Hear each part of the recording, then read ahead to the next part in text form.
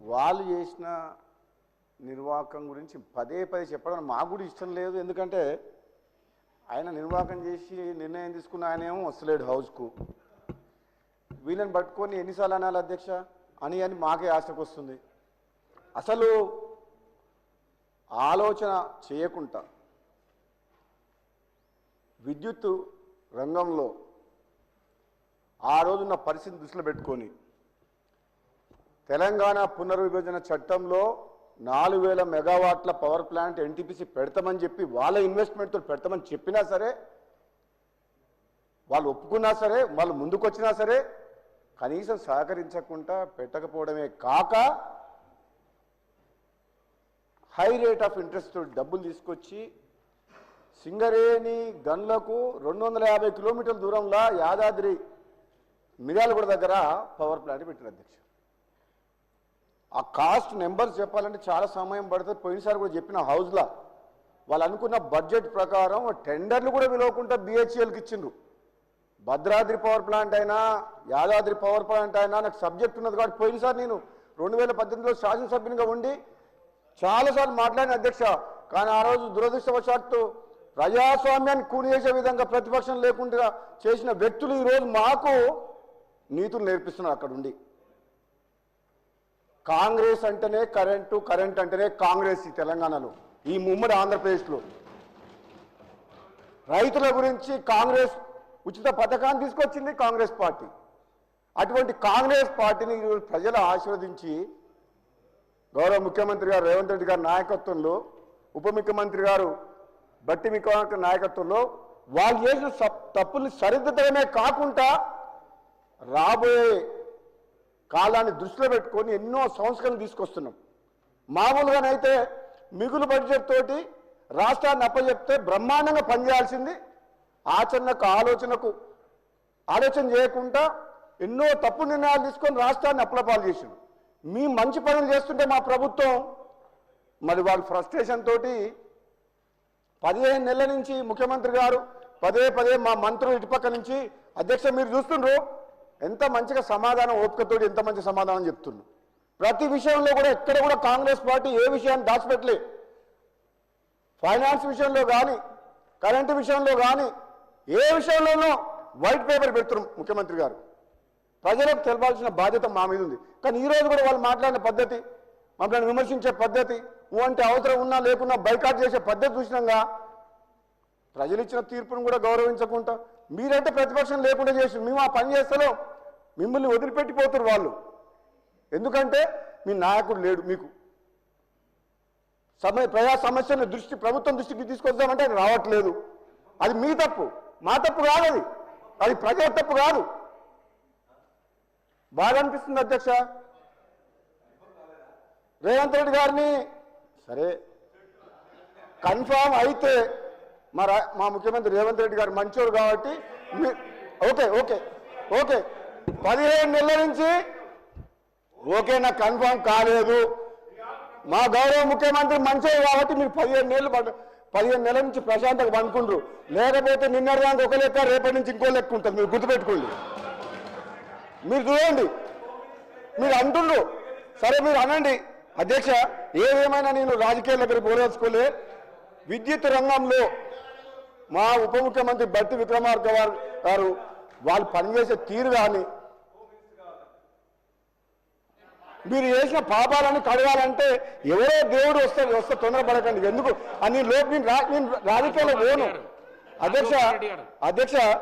నేను డీటెయిల్గా అధ్యక్ష 2029 మళ్ళీ ఎందుకు తొందరపడు రాజగోపాల్ రెడ్డి గారు ఇగో మా ముఖ్యమంత్రి గారు అధ్యక్ష హోమ్ మినిస్టర్ అంటారు కదా అధ్యక్ష 2014 నుంచి 24 వరకు మీరు మీ ప్రభుత్వ హయాంలో మీరు ఏ విధంగా పోలీసుల్ని అధికారిని అడ్డం పెట్టుకొని అరాచకం సృష్టించి మున్గోలు ఉప ఎన్నికతో సహా ఏ విధంగా మీరు చేసిండ్రో మాకు తెలుసు.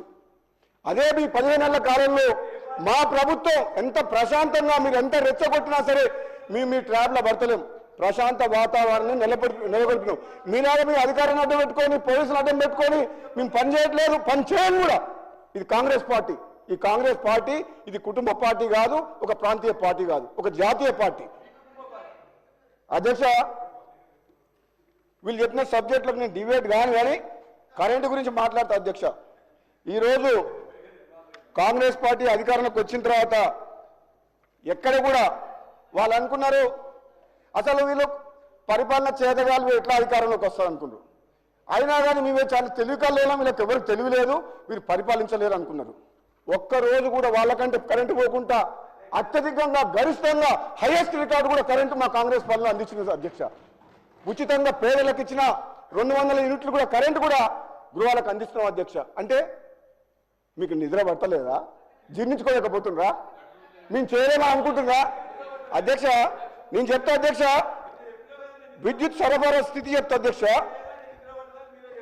పల్లారాజేశ్వర రెడ్డి గారు ప్లీజ్ మీకు please please please please please Yadadri power plant విషయంలో కానీ మిగతా పవర్ ప్లాంట్ల విషయంలో కానీ రిన్యూవబుల్ ఎనర్జీ విషయంలో కానీ ఈ ప్రభుత్వం చిత్తదృష్టితో పనిచేస్తుంది. రాబోయే 10 నుంచి 15 సంవత్సరాలకు సరిపోయే ప్రణాళికలు కూడా తయారు చేసినాం. మీరు ఆ విషయంలో ఏం బాధపడకండి, మీకంటే మంచిగా మేము చేస్తాం. రాష్ట్ర ప్రజలకు కరెంటు ఉచితంగా రైతులకు అందిస్తాం. మీరు అందించిన దానికంటే మెరుగైన విద్యుత్ అందిస్తాం. అధ్యక్ష, పేదలకు గృహాలకు అందించే బాధ్యత కూడా కాంగ్రెస్ పార్టీ మీద ఉంది. అధ్యక్ష, ఈ నెంబర్ చెప్పాలంటే చాలాసేపు పడుతుంది. అధ్యక్ష, వాళ్ళు చేసిన తప్పులు చెప్పాలంటే ఎప్పుడు తప్పులు చెప్పినా వాళ్ళు మీదికి వస్తున్నారు, లొల్లి అవుతుంది. మీకు కూడా కొంచెం అర్థం చేసుకోండి, ఎన్ని తప్పులు చేసిండ్రో మీకు అర్థం చేసుకోండి. ఏమని అంటే నిద్ర పడతలేదు మీకు ఎంతసేపు ఆ సైరన్స్ అప్పుడు బుగ్గకారు లేని అలవాటు అయిపోయిన ప్రాణం, ఆ సైరన్స్ అప్పుడు లేక పిచ్చి పిచ్చిగా మాట్లాడుతున్నారు అంతా. అధ్యక్ష, ఈ యాదాద్రి పవర్ ప్లాంట్ విషయంలో కూడా అధ్యక్ష, ముఖ్యమంత్రి గారు స్వయంగా మా బట్టి విక్రమార్క గారు క్లోజ్ మానిటరింగ్ చేసి ఆనాడు అత్యధిక రేట్లకు అప్పు తీసుకొచ్చి స్టార్ట్ చేస్తే అది ఈరోజు 9 రూపాయలు చేంజ్ పడుతుంది. అధ్యక్ష, యూనిట్కు మామూలుగా అయితే మార్కెట్లో ఆ రోజు ఆ నిర్ణయం తీసుకోవాల్సిన అవసరం లేకుండే, కానీ తీసుకున్నారు. ఛత్తీస్గఢ్ పవర్ ప్లాంట్ వాళ్ళ దగ్గర పవర్ పర్చేజ్ అగ్రిమెంట్ విషయంలో కూడా తప్పు నిర్ణయమే. భద్రాద్రి దాంట్లో కూడా సూపర్ క్రిటికల్ టెక్నాలజీ పెట్టి కూడా అది తప్పు నిర్ణయమే. ఎన్నిసార్లు అన్నా మాకు అదే బాధ అనిపిస్తుంది కాబట్టి మేము ఎక్కువ అనదలుచుకోలేదు. కానీ ఒక మాట చెప్తున్నాం అధ్యక్ష, ప్రజలు మాకు అధికారం ఇచ్చారు కాబట్టి కరెంట్ అనేది మీకు అధ్యక్ష ఇది మనం నిజ జీవితంలో ప్రతిరోజు అది లేని ఒక్క రోజు కూడా మనం ఒక నిమిషం కూడా గడవదు. అధ్యక్ష, అటువంటి విద్యుత్ విషయంలో తప్పకుండా మేము ఒక బాధ్యతగా ముందుకు పోతున్నాం. అధ్యక్ష, ఎక్కువ సమయం తీసుకోవడం అధ్యక్ష. అదేవిధంగా ఈ హోమ్ డిపార్ట్మెంట్ గురించి అధ్యక్ష, మరి ఇక్కడ అప్పుడు చేసిన పోలీసు అధికారులు వీళ్ళ బారిన పడి బలిపశువులై విదేశాలకు పారిపోయింది. మొత్తం అధికారిని అడ్డం పెట్టుకొని పోలీసు యంత్రాంగాన్ని అధికం పెట్టుకొని అందరి ఫోన్లు ట్రాప్ చేసి ఆఖరికి మున్గోడు ఉప ఎన్నికలు గెలవాలంటే గత్యంతరలేని పరిస్థితిలో ఫోన్ ట్రాప్ చేసి వాళ్ళ పాపం ఈరోజు అధికారులందరూ వీళ్ళ అధికార దాహానికి బలైపోయారు. అధ్యక్ష, వీళ్ళు ఇప్పుడు మాట్లాడితే మేము ఏం చెప్పాలి అధ్యక్ష? వీళ్ళకు మాకు చెప్తుర్రు అధికార దుర్వినియోగం అంటే ఈ భారతదేశ చరిత్రలో అది బీఆర్ఎస్ పార్టీ 10 ఏళ్ల పాలన జరిగింది. అక్రమాలు, దుర్మార్గాలు, అవినీతి, దోపిడీ, అహంకారపూరితమైన పరిపాలన సాగిందంటే ఈ భారతదేశ చరిత్రలో అది బీఆర్ఎస్ పార్టీ 10 ఏళ్ల కాలం. ఇది నిజం, ఇది నిజం. మొత్తం ప్రజాస్వామ్యం కూని కాబట్టదంటే ఈ భారతదేశ చరిత్రలో ఇది బీఆర్ఎస్ పార్టీ. మేము మాట్లాడితే బాగా అనిపిస్తుంది అధ్యక్ష. వాళ్ళు ఒప్పుకోరు, ఒప్పుకున్నా ఒప్పుకోకున్నా ఆనాడు లా అండ్ ఆర్డర్ అధ్యక్ష, ఏ రాష్ట్రమైనా ఏ దేశమైనా డెవలప్ కావాలంటే, ఇన్వెస్ట్మెంట్స్ రావాలంటే, ఎంప్లాయ్మెంట్ క్రియేట్ కావాలంటే లా అండ్ ఆర్డర్ కరెక్ట్గా ఉండాలి. మీ దగ్గర మీ 10 ఏళ్ల నెంబర్ చెప్పమంటారా? 10 ఏళ్ల కాలంలో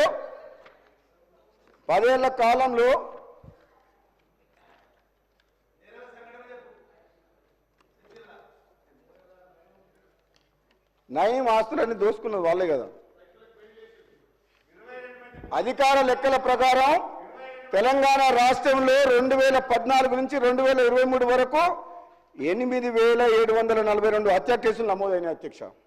అదే కాలంలో 18,246 అత్యాచారం కేసులు, 1,30,521 దొంగతనాలు, 469 దోపిడీలు, 5,051 లూటీలు, ఇంకా బీఆర్ఎస్ నేతల ఒత్తిడితోటి ఎన్నో కేసులు రికార్డు కూడా చేయలేదు వాళ్ళు పోలీసుల ఒత్తిడితోటి. మీరు చెప్పమంటే నా దగ్గర అన్ని ఉన్నాయి, కానీ ఎంతోమంది సభ్యులు మాట్లాడాల్సి ఉంది, ముఖ్యమంత్రి గారు సమాధానం చెప్తారు. కాబట్టి నేను ఎక్కువ డీటెయిల్గా పోతలేను అధ్యక్ష.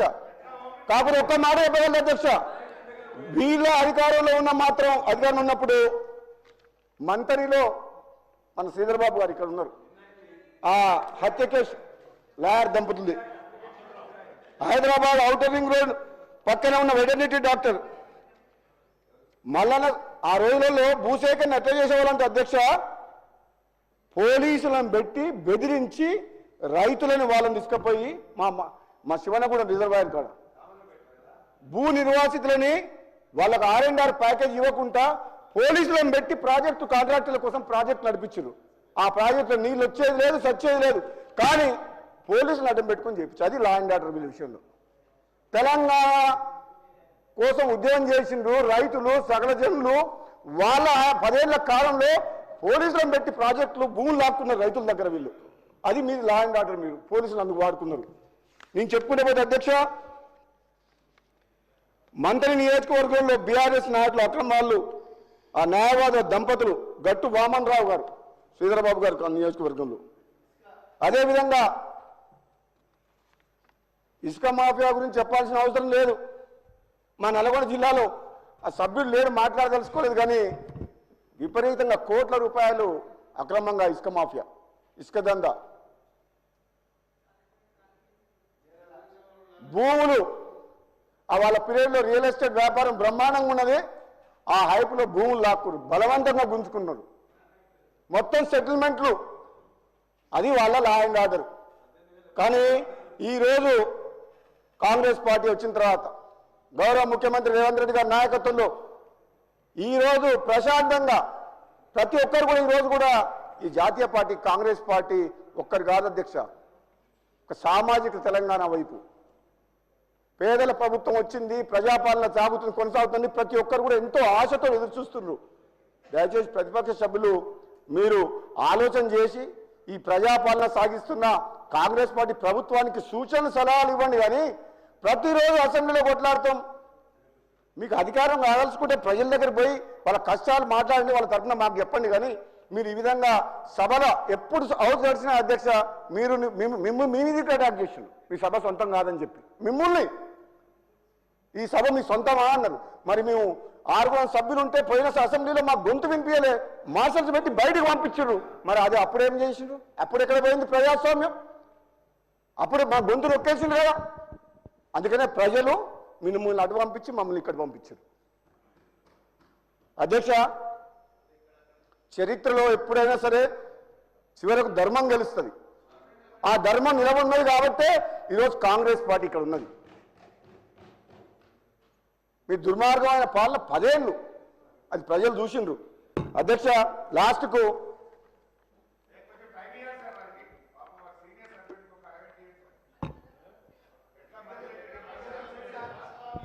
అధ్యక్ష మేము ఒక నిన్న ముఖ్యమంత్రి గారు, మేమందరం ఇప్పుడు కూడా ముఖ్యమంత్రి గారు ఈరోజు మేమందరం ఒకటే మాట్లాడుకో అధ్యక్ష, వీళ్ళ గురించి ఎంత తక్కువ మాట్లాడితే అంత మంచిది.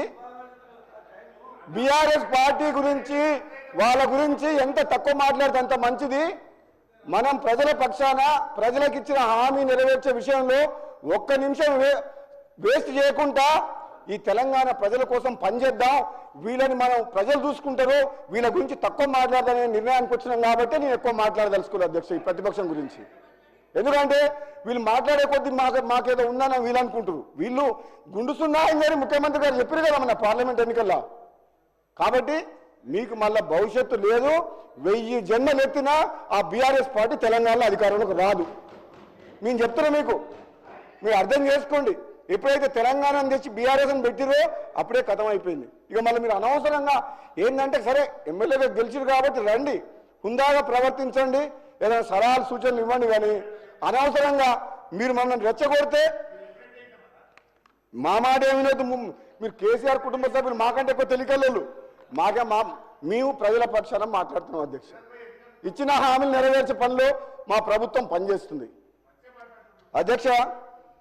ఇక అన్నిటికంటే ముఖ్యం, అన్నిటికంటే ఇంపార్టెంట్ అధ్యక్ష, ఇల్లు అధ్యక్ష. ఈరోజు 10 ఏళ్ల పాటు తెలంగాణ వస్తే ఎంతోమంది నిరుపేదలు, రూపాయి ఆస్తి లేదు, రెక్కాడితే కానీ డొక్కాడదు, అటువంటి వాళ్ళు వీళ్ళ మాటలు నమ్మి 2 సార్లు అధికారంలోకి ఇచ్చారు. ఒకసారి కాదు, కొత్తగా వచ్చిరు కదా అని 5 ఏళ్ళు 2సారి అధికారం ఎక్కువ సీట్లు ఇచ్చారు అధ్యక్ష. మాకు ఇల్లు రాకపోతుందా, ఈ ఎండకెండి వానకు దడుస్తున్నాం అని చెప్పేసి ఎంతోమంది నిరుపేద కుటుంబ సభ్యులు 2సారి 90 సీట్లు ఇచ్చిండు. మళ్ళా నమ్ముకున్న పేదవాళ్లకు, ఇల్లు లేని పేదవాళ్లకు మళ్ళీ మొండి చేయి చూపించారు అధ్యక్ష వాళ్ళు. కానీ ఈసారి మాత్రం ఈ చెయ్యి, అన్నం పెట్టే చెయ్యి, ఈ కాంగ్రెస్ పార్టీ ఎవరి కోసమైతే అధికారంలోకి వచ్చిందో, ఎవరి కోసమైతే పనిచేస్తుందో తప్పకుండా ఈ నిరుపేద కుటుంబాలకు ఇల్లు కట్టిస్తాం అధ్యక్ష. ఈరోజు హౌసింగ్ మినిస్టర్ పొంగులేటి శ్రీనివాసరెడ్డి గారి నాయకత్వంలో, ముఖ్యమంత్రి గారి నాయకత్వంలో మేము ప్రణాళికలు చేపట్టినాం. తప్పకుండా గ్రామాల్లో ఎవరైతే అర్హులైన నిరుపేదలకు తప్పకుండా స్థలం ఉండి, మొదటి ఫేజ్లో స్థలం ఉండి ఇల్లు లేని వ్యక్తులకు మాత్రం ఈ సంవత్సరం, వచ్చే సంవత్సరం, రాబోయే రోజుల్లో తప్పకుండా ఇల్లు కట్టిస్తాం అధ్యక్ష. అందుకనే అధ్యక్ష మీ ద్వారా ఒకటే అడుగుతున్నా, మేము ఎక్కువ రాజకీయ ప్రసంగాలు చేయము అధ్యక్ష, గంటలు మాట్లాడదలుచుకోరు అధ్యక్ష. కాంగ్రెస్ పార్టీ ఇచ్చిన హామీలు తెలంగాణ ప్రజలకు మీ ద్వారా వీళ్ళు ఎంతో బదనాం చేస్తున్నారు అధ్యక్ష. 6 గ్యారెంటీల విషయంలో, ఇంకోటి విషయంలో, హామీలు నెరవేర్చే విషయంలో మీరు వెనకపోయినరు, విఫలమైందని ప్రజలలో విస్తృతమైన గోబెల్స్ ప్రచారం చేస్తున్నారు.